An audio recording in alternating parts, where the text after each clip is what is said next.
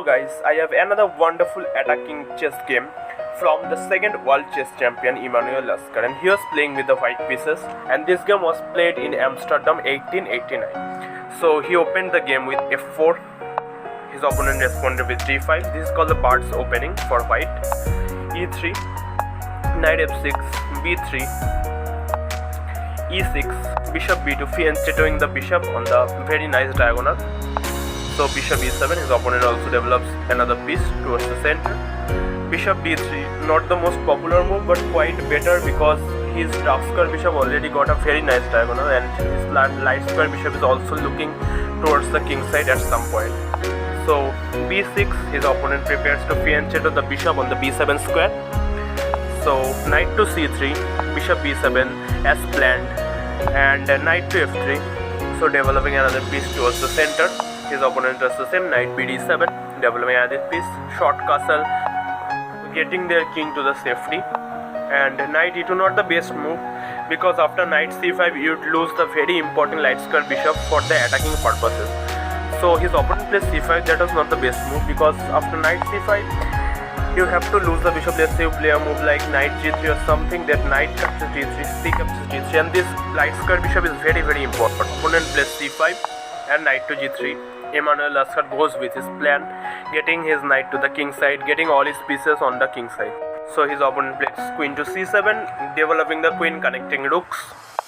So knight to e5, getting the knight to the central e5 square, and knight captures e5, bishop captures e5. F captures e5 would be better because that would open up the f file and also strengthen the pawn on the e5 square, which will ultimately get all the attacking purposes because that pawn would be a thorn in the position of black pieces. Let's say I'm saying if you take with a pawn and let's say move like knight e5 or something, this pawn on e5 would be very strong. That's what I'm saying. F captures e5 is also a good move, not really any bad move or something, but if captures e5 would be a little bit better. But queen to c6, his opponent trying to go for some d4 and threatening some checkmate on the g2 square. So Laskar played a prophylaxis move with queen to e2, defending any sort of checkmating ideas on the g2 square. His opponent plays a6, stopping bishop b5, and from here on, fasten your seatbelts and some amazing chess is coming your way. Unbelievable attacking chess is coming your way. Just wait for this right moment. Knight to h5, and the position, crazy chess is starting. Knight captures f5, and now any normal person will play queen captures h5, threatening a checkmate on the h7 square. But if you play queen captures h5, then after f5 your attack is already quite slowed down, and black can get a lot of counterplay with the move d4 and get his queen and bishop into the game. So in this position, after knight captures h5, Emanuel Laskar played the move bishop captures h7, the first bishop sacrifice. King captures h7 is almost forced because if you go king h8, then anyways queen h5 and you will get checkmated very easily. So queen captures h5 check, king to g8, and now just look at this move. Bishop captures g7, and now king captures g7 is completely forced because if you play a move like f6 or f5, anything, we can play simply the move rook f3, and if you take the bishop or play a move like, if you play rook f7 then queen h8 checkmate. Let's say if you take then rook g3 and you have to block and rook captures g3, this is just game over. King f6, rook g6 check. Guys, in this position queen h7 would be better because after queen h7 we are threatening rook g6 checkmate, and that is almost unstoppable. You have to give up your rook with rook g8, rook captures g8, rook captures g8, queen captures g8, and this is anyway a completely winning position for white. If you play a move like f6, then bishop h6, and you play any move, let's say rook f7, and this check, and this is just game over. After king h8, you can simply take the rook on f7, and this will be a completely winning position for white because next move queen g7 checkmate is coming, the bishop is hanging, everything is falling apart.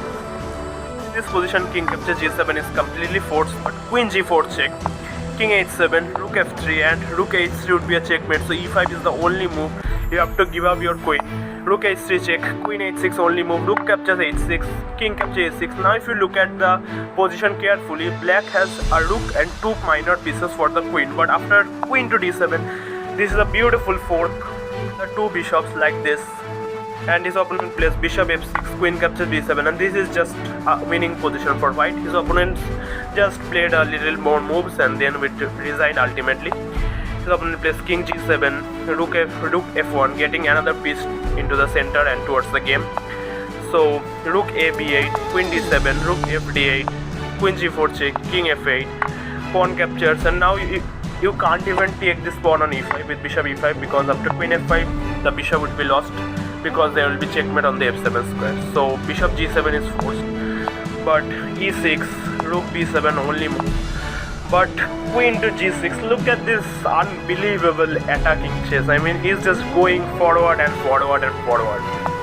So f6 only move, rook captures f6, bishop captures f6, queen captures f6 check, king to e8, queen h8 check, king to e7, queen g7 check, king captures e6, queen captures b7. It's already a completely winning position for white, but black has played a little more moves. Rook to d6, queen captures a6, pawn push, pawn captures, h4, and now you will push the pass pawns, d3, and Emanuel Laskar played queen captures d3, and his opponent resigns because if you take this queen with rook captures d3, then c captures d3, and this is a completely winning king pawn endgame.